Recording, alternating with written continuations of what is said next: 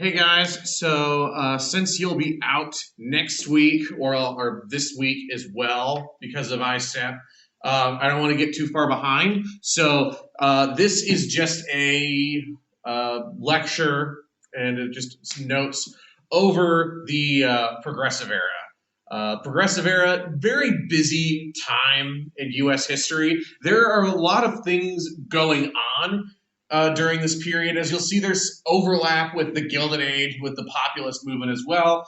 The Progressive Era is the term it loosely refers to a period from roughly the late 1880s, early 1890s until the end of World War I in 1918. So it's a pretty lengthy period covering about 30 years of American history. And it's a very important period in terms of the development of American democracy because the progressive era, as you'll see, really does mark a pretty radical change in the way Americans start viewing their relationship with their government. And as you'll kind of see with the progressive movement, now you have a very sizable portion of the country saying that the government, we actually think the government should have a lot of power because the government should use that power to do a lot of good. And that's what this unit over progressivism will basically be about, this ideology and how progressive the actual outcomes of the progressive era were. So, the progressive movement started out as a grassroots movement where it started just from American citizens who started getting involved in organizations and taking action to try to address the problems created by the Gilded Age. And basically, as a reform movement or a series of reform movements trying to deal with the societal ills created by this rapid industrialization and urbanization. So this is where you see a lot of things like the temperance movement, the women's rights movement. You'll see some support for the labor movement, but you also see a crackdown on prostitution as well. Movements for urban sanitation and improved living conditions in cities. Basically, all those major problems that were created by the Gilded Age and by industrial capitalism, progressivism has its roots in a lot of social movements trying to fix them. Probably most famous is the settlement house movement pioneered by this woman, Jane Addams, who founded the first American settlement house in Chicago, Hull House, which was effectively a settlement house was effectively a kind of like a community center where it provided a wide variety of services and enrichment activities to the poor. And this would include housing, but it could also include just providing meals, education, job training, recreational activities, so places where they could like play sports or like a playground where their kids could play. The settlement house movement was really interesting because it marks a number of really interesting firsts. First of all, you start to see a lot of a lot of members of the American middle class showing genuine concern for the living conditions of the lower class and actually trying to help improve their living conditions. Secondly, the settlement house movement was a really, really important, kind of almost like a political activist. Let me rephrase that. It was a really important movement for women. Not only did the settlement house movement provide women with opportunities to learn politics and basically how to lobby for political action, it also provided opportunities for educated middle-class women to actually do something, to participate in society and kind of branch out from the typical gender norms of the period.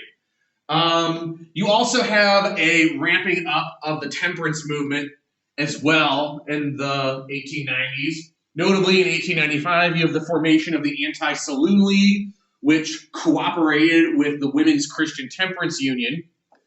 And what's notable about the temperance movement in the 90s is that it starts to move away from encouraging temperance, which was, and the Percy Andreae source gives a good breakdown of the differences between temperance and prohibition. It deviates from temperance, which was effectively just encouraging private individuals to voluntarily abstain from alcohol. It transitions from that into prohibition, which was, instead of saying, hey, you're a private individual and we instead of trying to convince individuals to voluntarily abstain from alcohol, prohibition says we're just going to get the government to ban alcohol. So what's interesting here is that you start to see the temperance movement starts to kind of show the mindset of progressives, meaning that when there is a social problem, progressives, their initial instinct is to turn towards the government. Basically, there's a problem, okay, what can we get the government to do about it? So basically, in this case with temperance, you have people saying, hey, people drinking is a problem, it's causing all these problems, you got men spending too much money on alcohol, you have guys getting drunk and going home and beating their wives and kids, you got people being stupid and making dangerous, bad decisions. What can the government do about it? Well, the government can ban alcohol. So that's an important distinction where you see how the progressives seek to utilize the government to advance their cause. And as we'll see, the progressives did have a wide variety and a pretty diverse array of objectives. Perhaps unsurprisingly, they wanted to do a lot. Anyway, this is just a picture of this is Hull House in the present. The original Hull House, the first settlement house, has been preserved as a historical landmark in Chicago. Now, while progressivism does seem, and probably should, sound similar to populism, there are a number of significant differences. Progressives and populists did have a lot of similar beliefs and similar ideology to an extent. For example, they both believed in using the government to try and address the flaws of the Gilded Age and the problems created by industrial capitalism, but it's more like their methods were a bit different. So the populists were this was a lower class movement.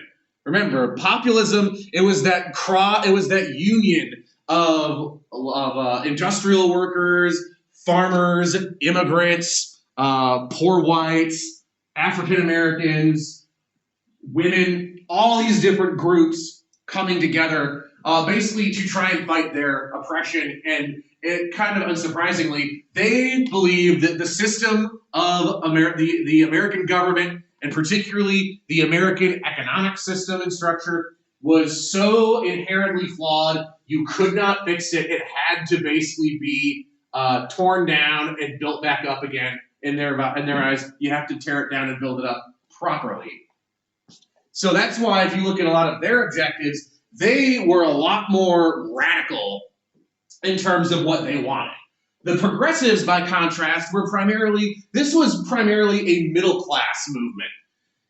And the progressives did not believe that the situation was as dire as the populists, probably because, again, unlike the populists, they were middle class. The progressives believed that while there were flaws created by industrial capitalism, and while the Gilded Age had problems, we didn't have to start over. We didn't have to scrap everything. The bones of the system were fine. They just needed tweaking, or they just needed reform, and it would be fine.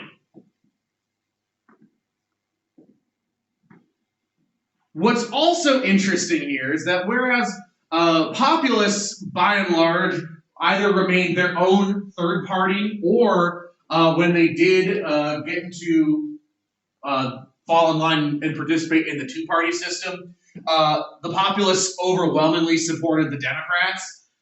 Progressives transcended party lines. They were found in both major parties. There were Republican progressives and there were Democrat progressives, or Democratic progressives. This was not a partisan movement. It was I would kind of classify it as something akin to what you see in the parties today, where you, instead of having, we're within the Democratic Party and the Republican Party, you've got a more like establishment wing and a populist wing. And this period would be kind of similar to that. You'd have the more conservative wings and then the more progressive wings. Anyway, so what was progressivism? What did they believe? It's actually kind of hard to truly identify what their specific ideology was without tying it into their causes. But if you look at the things they wanted, what's very clear is that there's this belief that the human condition can be improved, and that progress can be made through improvements to the environment.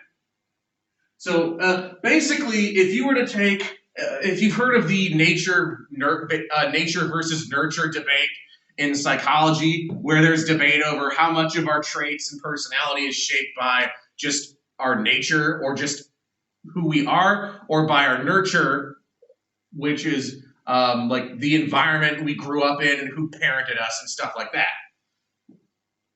If you were to take that debate, progressives would be hardcore, it's nurture. Basically saying that pretty much everything can be improved if you improve the environment around the person. They will get better. So if we're going to use temperance as an example, you can basically, it's like the mindset of, we can alleviate drunkenness and get people to stop drinking if we change the environment around them to remove the temptation of drinking or the temptation of alcohol.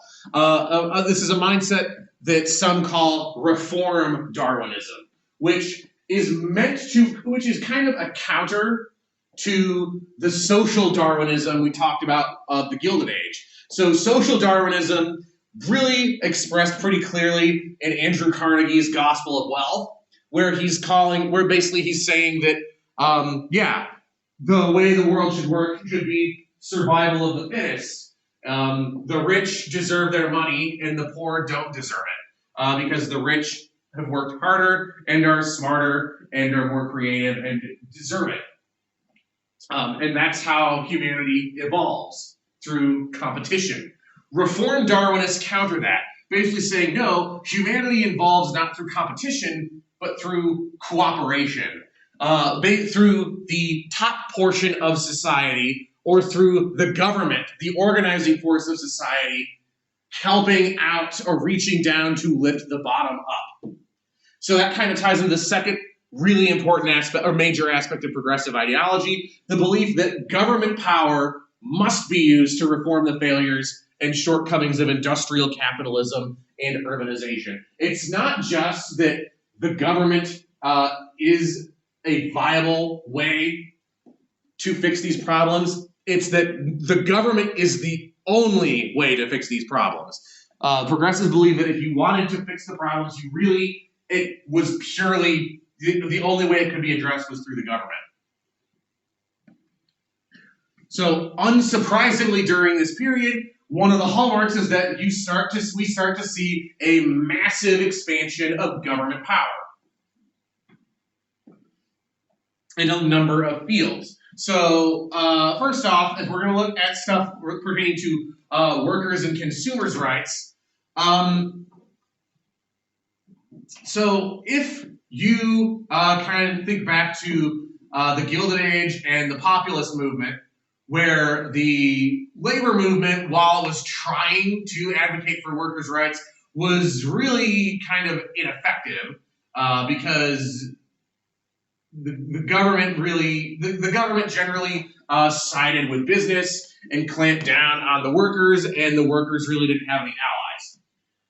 During the Progressive Era, labor and workers actually start to get some allies from a source that might not seem obvious, but a pretty effective source that started to see some wins for labor. Consumers. So consumers may possibly have the most power over a business because again, a business needs profit, needs to sell its products to consumers to survive. If consumers decide that they don't want to consume your product anymore, you're in trouble and you need to fix that. And during the Progressive Era, a lot of these middle-class consumers start to realize that they kind of agree with the demands or the requests from the workers that what they're asking for is not unfair, and that they agree with a lot of their demands. And two, that they have the power to force business to cave to their demands by putting pressure on them as consumers, mainly in the form of boycotts. And you really see this take place with women's movements. So, good example of this is the Women's Trade League.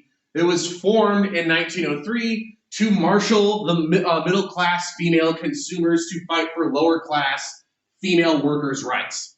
So basically, you really see boycotts take over, at least, or take form in this period, where basically you'd have middle-class women who would boycott a store or boycott a business and refuse to shop there until the owner gave in, and usually it was to get their female employees higher, like equal wages or higher pay or fewer hours. But basically, what this proves is that business was receptive to consumers, and if consumers could effectively organize on behalf of workers, business that was a pretty effective way to get business to recognize and expand workers' rights. But you also start to see a greater interest in the government from this period, although, as we'll see later, the government really did get hamstrung a lot when it came to workers' rights because of a Supreme Court decision. But there were some reforms that were able to get through. The 1908 Supreme Court case, Muller versus Oregon, established that state governments could limit working hours for women. And that's the key. It was only they could limit working hours for women. So on the one hand, you start to see that the government is taking a more active interest in it. But on the other hand, one, it's still pretty limited to, it's still pretty restricted in what they're actually willing to do. And also, you also see that women were viewed as a lesser class that needed protection. Hence why the court said in Muller versus Oregon that while with men you can't limit working hours, you can limit working hours for women because they need the extra protection. So you could argue that cases like this pushed back women's suffrage or did some harm to the case for women's suffrage, since the law was effectively establishing women as being inherently unequal and lesser. So that's a possibility.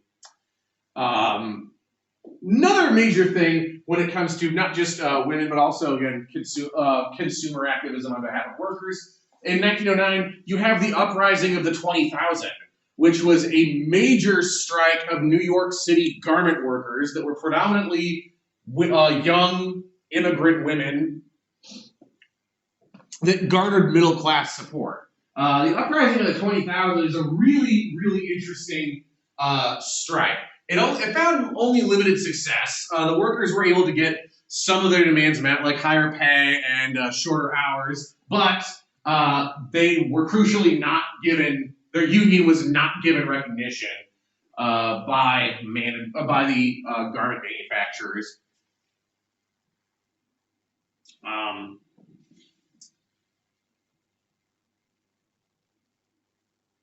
But it's an interesting strike because, one, it was a massive strike of predominantly women. Two, you saw the government actually take a pretty similar response to female strikers as they did to male strikers, because the police were called out, goons and Pinkertons were hired by garment manufacturers to break the strike. So that is another thing that's kind of interesting. That in that regard, the women were kind of treated in a similar fashion to men.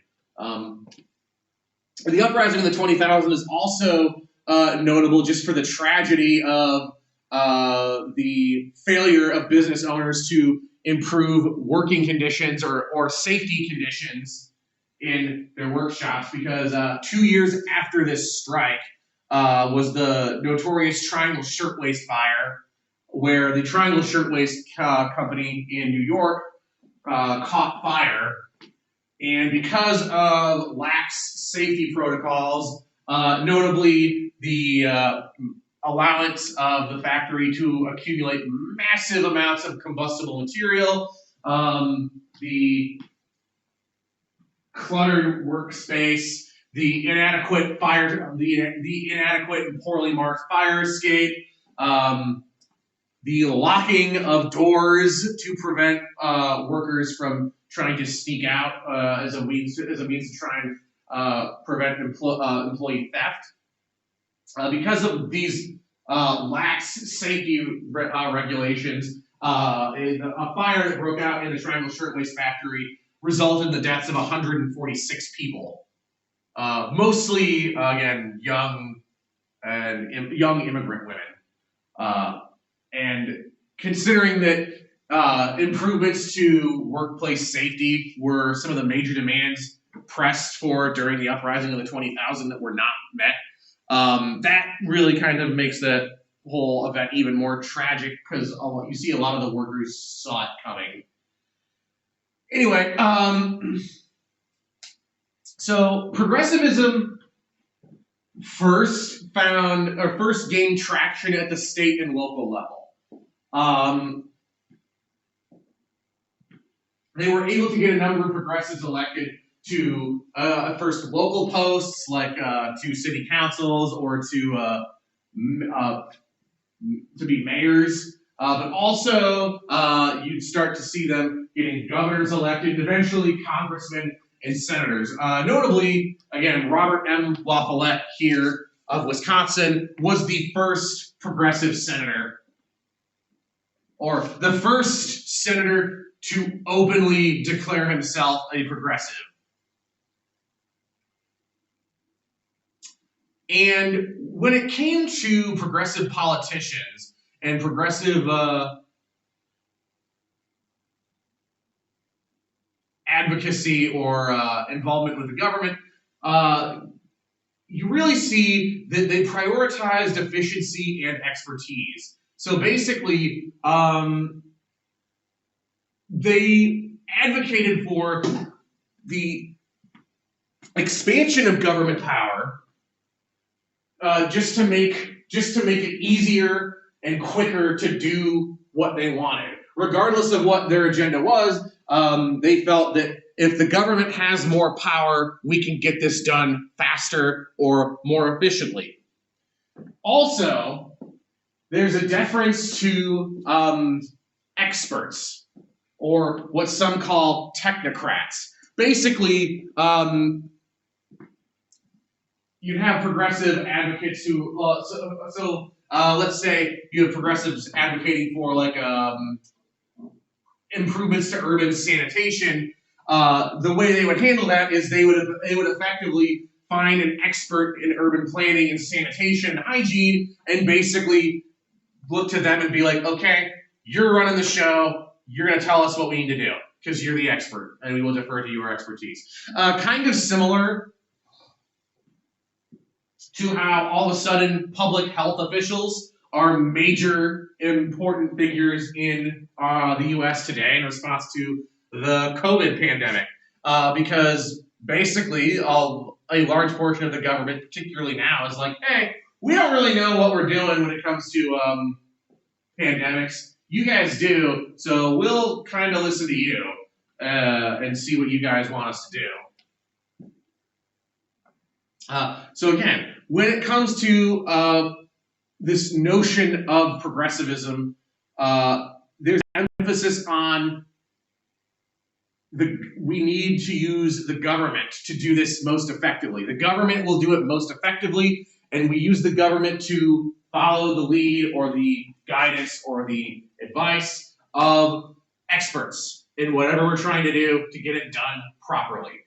And at the state and local level, because of all these progressive experiments in progressive policies, ranging through a wide variety of things, from improvements to like urban transportation. I know like Cleveland, for example, just bought the mayor, and the city just bought the streetcars to provide public transportation. But you also had things like raising the minimum wage, limiting working hours, attempts to limit child labor,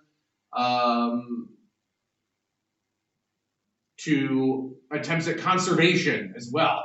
In all those areas, they would be deferring to these experts, and because of the widespread attempts or experimentation with progressive policies at the state and local level, state and local governments increasingly came to be termed laboratories of democracy, where basically the people want to try out these new policies and new types of governing, and it's basically an experiment to see how it's going to go. And again, initially it was at the state and local level. Progressivism didn't really have a national presence or start impacting national policy until Theodore Roosevelt was, I can't say elected, until Theodore Roosevelt became president. Arguably the most influential president in history, because of the massive way he changes what the presidency is. Our notion of the modern presidency comes from Theodore Roosevelt. So again, Theodore Roosevelt, he really was a new kind of president. So Theodore Roosevelt becomes president in 1901.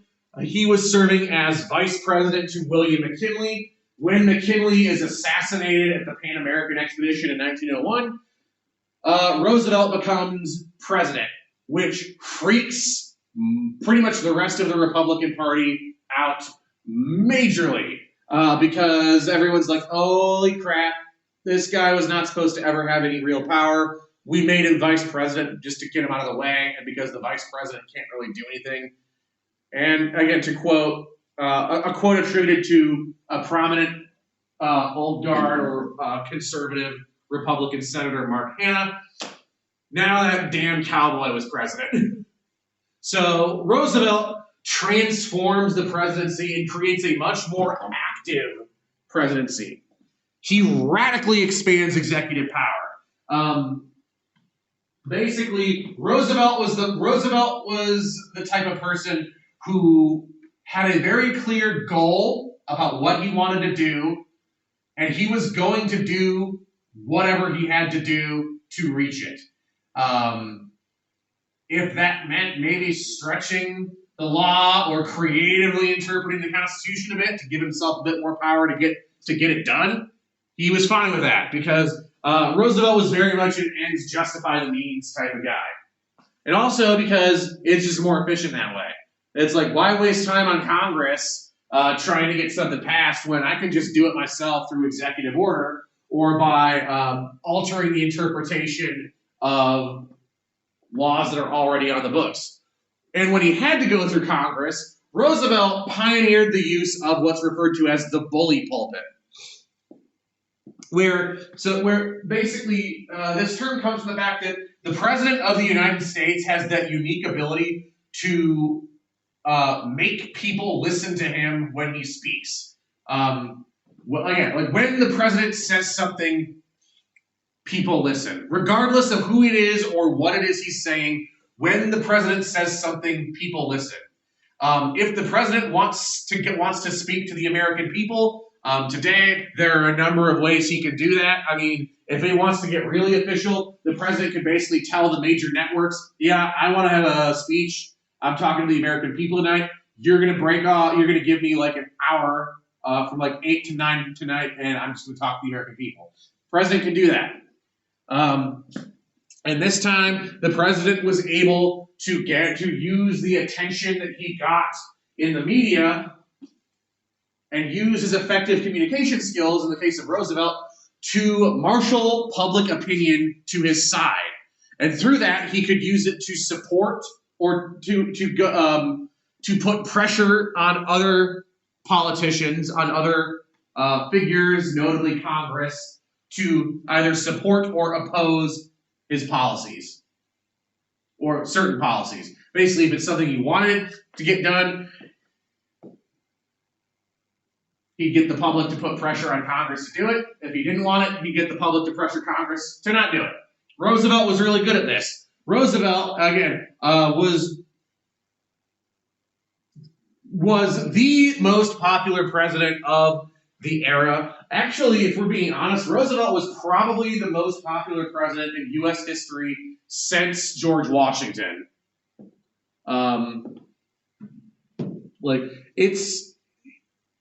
It's kind of hard to overstate how popular this guy was with the public and how hated he was by Congress and by business. So speaking of business hating him, let's talk about the square deal.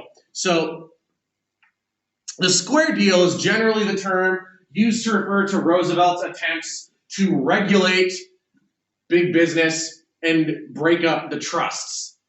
Roosevelt was a hardcore anti-truster who, over the course of his presidency, targeted and broke up several monopolies under the Sherman Antitrust Act, most famously the Northern Securities Company, which was a major railroad conglomerate.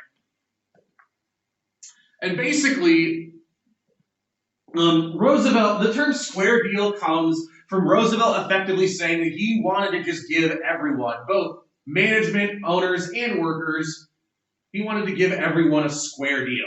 Everyone deserves a fair shot. But when one side, in his view, has effectively broken the game or rigged the game and is cheating, then the government has to step in to fix that. And one of the major ways he would do that was again, breaking up monopolies to minimize the power of big business. Roosevelt also created the Department of Commerce and the Department of Labor to regulate corporations and to protect workers' rights. So the establishment of the Commerce and Labor Departments, Roosevelt effectively signaled that he was going to take a much more active role in managing the economy as president. Gone was the era of laissez-faire economics, and honestly, gone was the era of corporate socialism or corporate welfare. Roosevelt was now going to be much more antagonistic, or under Roosevelt, the government would become much more antagonistic to the interests of big business. Put on display in 1902 through his mediation of the coal miners' strike. Roosevelt, again, breaks with precedent, where in response to a major coal miners' strike, Roosevelt does not do what his successors have generally done, which was bring in the Army or the National Guard and use the power of the federal government to break the strike. Roosevelt instead offers to mediate the strike. Basically, so instead of using the government to side with business and break the strike and basically crush labor, instead, Roosevelt brings both sides in to try and have them work it out fairly, which was a pretty radical step for the government to take and marked a pretty significant departure from the Gilded Age. Just speaking of coal miners, we've got some pictures of the conditions in coal mines in the early 1900s here. Notably, again, the miners were striking for higher wages, shorter hours, and safer working conditions. Coal mining was, and arguably still is, one of the most dangerous jobs there is. So I feel like you can kind of see that in these pictures. And you can see that this was a pretty difficult job. Some notable regulations Roosevelt implemented, all from 1906. You have the Hepburn Act, where Roosevelt, in attempting to finally rein in the discriminatory rates on railroads, the Hepburn Act allowed the Interstate Commerce Commission to set railroad rates. It could be overruled by the courts, but the Hepburn Act was a remarkable piece of legislation, and for one major reason. The Hepburn Act, this was the first time in American history that the government was basically going into business and telling them, we are going to tell you how much you get to charge. Again, the government was real. You really do start to see the government taking over a lot of power, really expanding its power here. And you also start to see how the government in this case was really being influenced by the ideas of progressivism and the emphasis on using the government to fix the problems of industrial capitalism. In this case, the problem, well, the railroad rates are fair. They're allowing big companies like Standard Oil to undercut other people because they're charging them lower prices while they're charging high prices to farmers and basically pricing people out of existence. So how can we use the government to solve that problem? Well, the government can just tell the railroads this is what the rate is. So that's a big deal. Now, again, the fact that it could be overruled by the courts was a pretty serious limitation on it, because the courts at this time were generally pretty conservative. Other major regulations Roosevelt established, you have the Pure Food and Drug Act and the Meat Inspection Act, which were established to ensure quality control over, food and drugs, particularly meat. These laws were inspired by a muckraking piece of journalism or a muckraking novel. Let me try that for third time's a charm. They were inspired by a novel written by the prominent muckraker Upton Sinclair called The Jungle, which chronicled the atrocious working conditions in meat packing plants and just the outright disgusting, revolting conditions that meat was the way that meat was processed and stored. The book, when I say it's disgusting, I mean it's disgusting. Like, the book describes how meat, just piles and piles of meat, was basically just sitting up unrefrigerated, waiting to be packaged in these giant rooms. There was insufficient pest control, so rats would get into it a lot, and frequently workers would have to scrape off rat droppings before being able to package the meat for the consumer. It is disgusting. If you read some excerpts from the jungle, you totally understand why, in response to that, people were like, "Oh God, I want the government to come in to fix this because this is just nasty." But anyway, so yeah, you get the Pure Food and Drug Act and the Meat Inspection Act. The whole point was to establish quality control. So basically, the government, through the newly established Food and Drug Administration, was going to go into these meatpacking plants and make sure that their meat was safe for the consumer.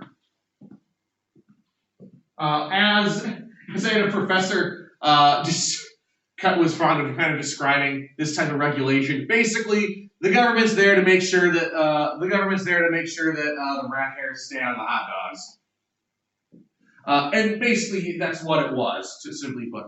And I mentioned that Sinclair was a muckraker. Muckraker was the informal term given to investigative journalists of corporate malpractice during this period. So Upton Sinclair was a notable muckraker for his investigation into the meatpacking industry. You also have Ida Tarbell, who was famous for her exposés on Standard Oil. And Roosevelt was able to utilize muckrakers to marshal public opinion. So muckrakers were part of his bully pulpit in the fact that he knew that he knew that he could use the media to shape public opinion to support his agenda. So Roosevelt had already wanted to regulate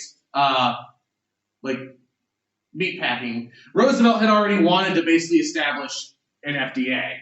And he was able to use Upton Sinclair's work to marshal the public opinion to put pressure on Congress to do it.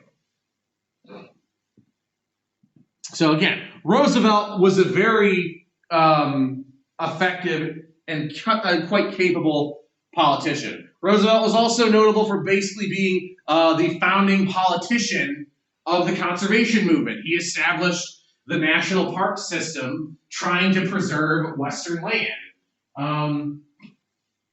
Now, Roosevelt was a conservationist, which differs from a preservationist. Preservationists advocated that you just need to not do anything to the land at all, just leave nature as nature. Conservationists in this time, like Roosevelt, argued that we can still do stuff with the land. We can develop this land, but we're going to be smart about it. We're going to regulate the way we do it to make sure that we're not destroying the environment, that we're being responsible and sustainable with how we're using the public land so that we don't, again, destroy the environment, and that this doesn't just become a way to enrich speculators or corporations at the expense of the public. In foreign policy, Roosevelt also charted a new course for the U.S. in what is colloquially referred to as big stick diplomacy, stemming from Roosevelt's phrase or his adage when it came to foreign policy that one should speak softly but carry a big stick, which effectively means that Roosevelt was always going to try diplomacy, but backing up that diplomacy was a willingness to use military force. And through Roosevelt's big stick diplomacy, he engaged in an active interventionist foreign policy. Roosevelt wanted the U.S. to basically become a major power player on the world stage, similar to the European powers.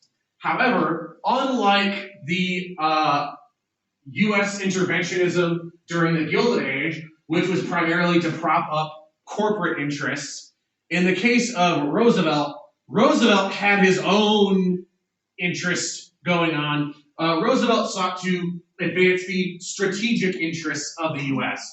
So he wasn't really that concerned about creating new economic opportunities or corporations or protecting American investments abroad. Roosevelt was more concerned with ensuring the U.S. had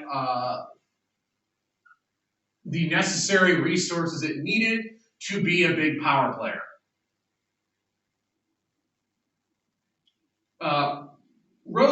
Through Roosevelt's diplomacy, this is where he adds the famous Roosevelt corollary to the Monroe Doctrine. So just to review again, the Monroe Doctrine stemming from James Monroe. Early on in, I believe, the 1820s, the Monroe Doctrine basically saying that Europe needs to stay out of the Western Hemisphere.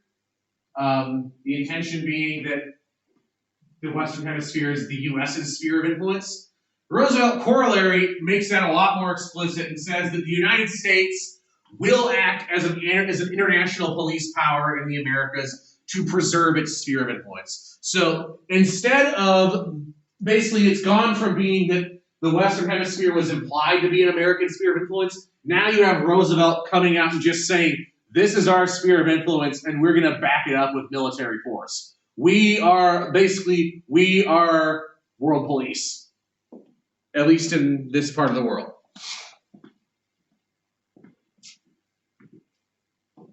So specific examples of Roosevelt's foreign policy, probably his most famous foreign policy venture, it's the wrong word, but whatever, is the Panama Canal. So Roosevelt long wanted, I think this goes back to when he was Assistant Secretary of the Navy under McKinley, but basically Roosevelt had long wanted a canal to through Panama to connect the Pacific Ocean to the Caribbean Sea, which would radically strengthen U.S. naval power, allowing the U.S. to more quickly move ships from sea to sea without having to sail all the way around South America. In 1903, Roosevelt acts on this desire, where he initially tries to buy a portion of Panama to build a canal in from Colombia at that time. At that time, Panama was part of Colombia. When Colombia rejected it, then the U.S. sponsored a revolution in Panama to break away from Colombia and declare independence. And in exchange for providing the Panamanian government with pretty much what was effectively immediate diplomatic recognition, Panama agreed to sell the U.S. the canal zone and lease it to the U.S. I believe the U.S. has since given the canal zone and the lease back to Panama. But for a time, again, the U.S. was able to build again the canal and control it for a while. In 1906, Roosevelt gained international prestige and a Nobel Peace Prize by mediating peace talks between Russia and Japan to end the Russo-Japanese War.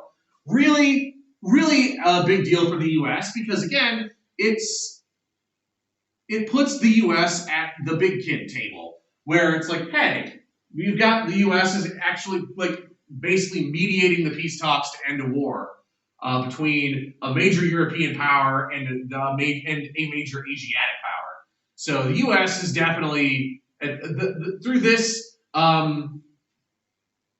activity, the U.S. definitely became a force that other countries started taking more seriously on the international stage.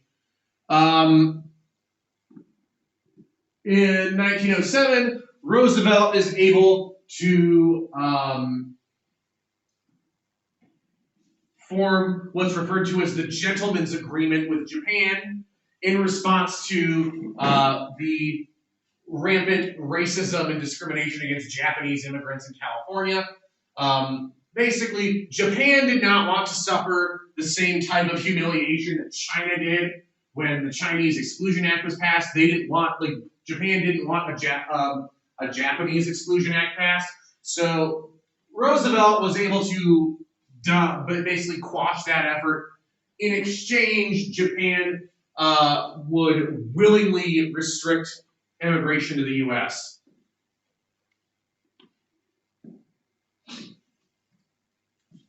And so on the left, this is the Panama Canal in the modern period. And on the right, you have a picture of Roosevelt's Great White Fleet, which he sailed around the world, or sent around the world to basically showcase the power of the American Navy. So Roosevelt was succeeded in 1909 by his buddy William Howard Taft, who had never held elective office before. He was a bureaucrat and a lawyer for pretty much his entire life prior to becoming president. Taft was promised to basically be, or Roosevelt had promised that Taft would basically be Roosevelt 2.0 and would continue in his footsteps, and Taft did not do that. William Howard Taft was much less energetic than Roosevelt, and he had similar goals, but he lacked the follow-through and the willingness to bend or be a bit flexible when it came to the law. Again, this stemming from his past as a lawyer, Taft was very deferential to the law, to the letter of the law, and a lot more, much more of a strict interpreter of the Constitution. Taft also lacked real political skill. He didn't really seem to know how legislation worked and how a president can influence and work with Congress to get what he wants. Prime example is the Payne-Aldrich bill. So Taft wanted to lower the tariff, and in response to this and his political experience, he winds up raising it. Basically, Congress wants to raise the tariff to further benefit big business, and Taft kind of just goes along with it. Because again, Taft, I think another important thing about Taft, he seemed to lack Roosevelt's willingness to be hated. So didn't really want to anger as many people as Roosevelt did. However, during the Taft administration, while Taft himself didn't implement a lot of progressive policies, Congress did. So in response to Taft kind of sucking as president, the Democrats actually take the House, or I don't know if they take the House. The Democrats actually become a viable political threat to the Republicans again in the midterm elections, and basically the numbers were sufficient between the Democrats and progressive Republicans in Congress to pass some actually pretty notable reforms. Congress regulates working conditions on railroads. They impose an 8-hour workday for government workers and minors. They create the Children's Bureau to regulate child labor. They don't ban child labor, as we'll see when we start looking at what's referred to as the Lochner era. The court really wouldn't let them ban it, but they could regulate it. And we get two really important, really major constitutional amendments during this period as well. The 16th Amendment is passed and ratified, which allows, for the first time in history, it allows the federal government to impose an income tax. This was significant because this radically changes the way the federal government can now raise revenue. Prior to the introduction of the federal income tax, the federal government raised revenue primarily through the sale of public land and through tariffs. Now, the federal government can raise revenue through income taxes. So having a high tariff is now not nearly as beneficial because it's not going to hurt federal revenue as much. So that's pretty significant. And also, by going with an income tax, it's going to give the federal government more money, which means it can do more stuff. Now, the other major amendment is the 17th Amendment, which establishes the direct election of senators. So, gone was the practice of state legislatures appointing senators. Now, senators would be directly elected by the people, just like members of the House are. Now, again, they'd still have 6-year terms, but now the people were electing their senators as well as their representatives in the House. Regarding foreign policy, Taft again backed off of Roosevelt's foreign policy agenda. He maintained the interventionism that Roosevelt had, but he refocused it basically to what it was under the Gilded Age, what he called dollar diplomacy, where basically it was just catering to corporate interests. Taft was also much less willing than Roosevelt to use the military to reinforce his diplomatic efforts. So he did not come off looking as good or come off looking as strong as Roosevelt did. So when you compare Roosevelt and Taft, you really do see the difference between a progressive president and an old guard president. Roosevelt was a very active president, had a long list of things he wanted to do, and basically set about doing them in the most efficient way possible, namely through the massive expansion of government power, particularly the power of the executive branch and the centralization of power in the president. In the case of Taft, Taft basically reverted back to a lot of the Gilded Age policies, where the government was not going to be as energetic and would be much more business friendly. There are several notable, just straight up failures of progressivism, and race is it's arguably the biggest failure of progressivism, was how they handled race. So the progressives were reformers. They weren't revolutionaries. They weren't radicals. They were reformers, first and foremost. While they were going to tweak the system, they weren't going to transform the system. And there were notable groups that opposed this moderation. Again, you have the remnants of the populist movement. You also have the Socialist Party and the Industrial Workers of the World, a newly established labor union, who were advocating for economic revolution, basically saying that the system is broken beyond repair and the only thing that can fix it is socialism. But when you look at how the progressives handled race, progressives tolerated racial segregation and supported the introduction of Jim Crow laws, which discriminated against Black Americans and introduced wide, sweeping racial segregation all across the American South. During the period, there were two prominent schools of thought within the Black community about how African Americans could and should advocate for their interests. On the left, you have a more moderate approach espoused by Booker T. Washington, which Washington effectively believed that social and political equality is not possible. So it's like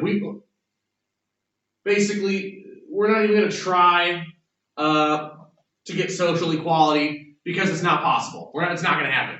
But we can get economic inequality. So Washington was a huge proponent of increasing Black access to education and job training programs.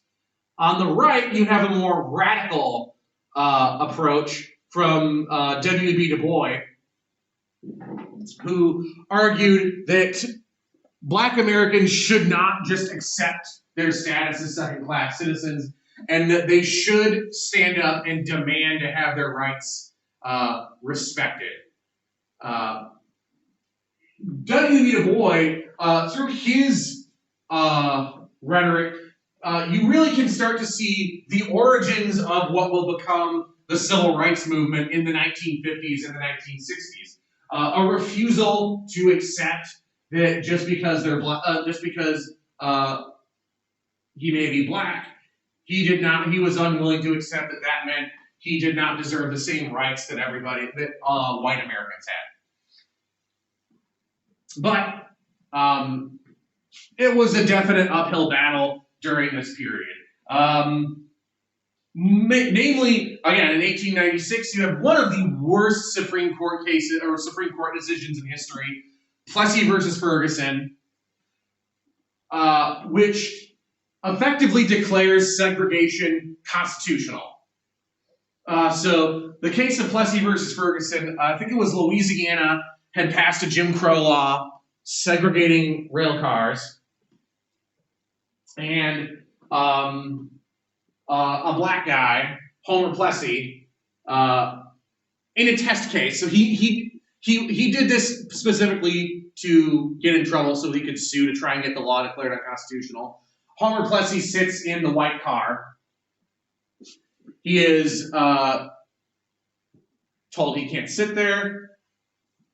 He sues, saying that this violates the 14th Amendment right to equal protection.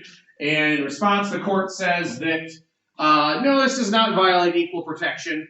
It establishes the philosophy of separate but equal, where basically they say segregation is okay as long as both blacks and whites have the same quality of facilities available, then segregation's okay. So it's okay to segregate black people and white people into different railway cars as long as their railway cars are of the same quality. It's okay to have segregated schools as long as those schools are of the same quality. And if you know anything about U.S. history in the early 20th century, you know that while the separate was there, while the separate was followed, the equal part was not. But didn't really matter from a legal perspective. The point is, Plessy versus Ferguson says that segregation is constitutional. The other giant failure of a Supreme Court case is Lochner versus New York, giving the Progressive Era an informal name, the Lochner Era. A period of American judicial history running from roughly the 1890s to the 1930s. It gets its name from the Supreme Court case in 1905, Lochner versus New York. So in this case, New York passed a law regulating the maximum number of hours there could be in a workday in bakeries. Like they wanted to limit it to 10 hours a day. And the bakeries sue, and the court says, yeah, this law is unconstitutional because this violates the right to contract. That basically employers and employees have a right to form contracts without the government getting involved. And if the employee doesn't like it, then the employee doesn't have to take the job. So this kind of sums up the court's attitude toward economic regulation during this period. So it's basically you had a very conservative Supreme Court that struck down economic regulations, particularly stuff trying to expand workers' rights or protect working conditions, striking those things down left and right. So again, hours limiting the workday for amongst all businesses, no, you can't do that. There's a reason why Congress can only limit the workday 8 hours for federal employees, because they actually had jurisdiction over that as their overall employer. Child labor, no, you can't strike that down. Like equal pay, no. Minimum wage, no. All these major reforms that people were advocating for, just getting struck down left and right by this very conservative, pro-business Supreme Court.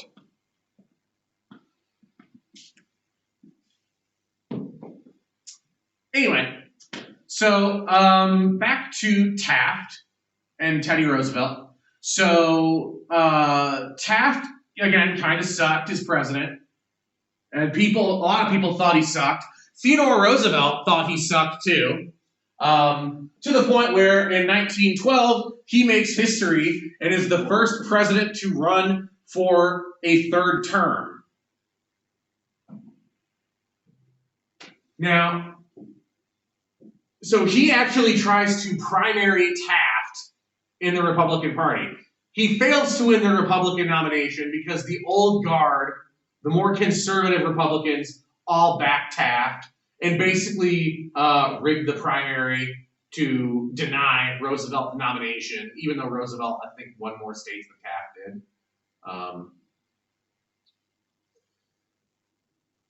Some things never change. Sorry.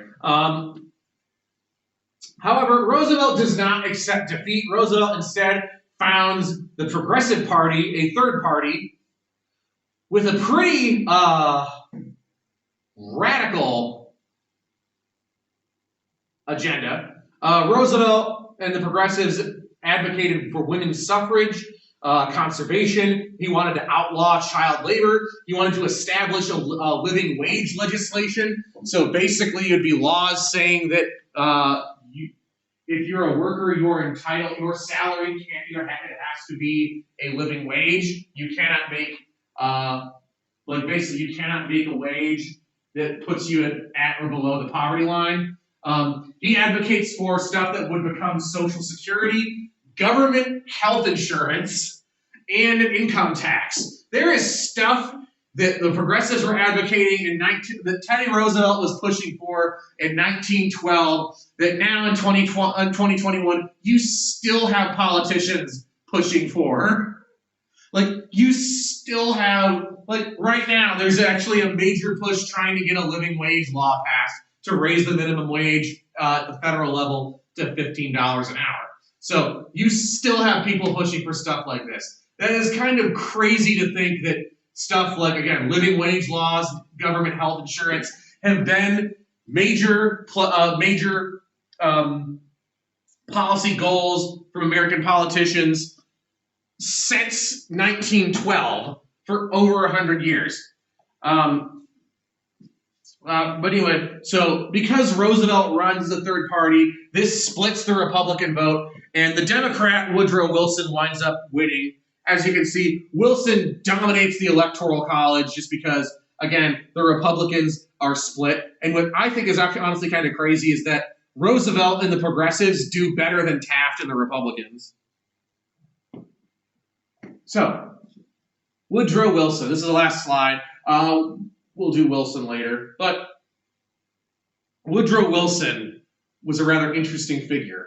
And what you see in the election of 1912 is effectively a clash between two different types of progressivism. You have Theodore Roosevelt's New Nationalism, which was an ideology that believed in using the government to regulate big business but allow it to exist.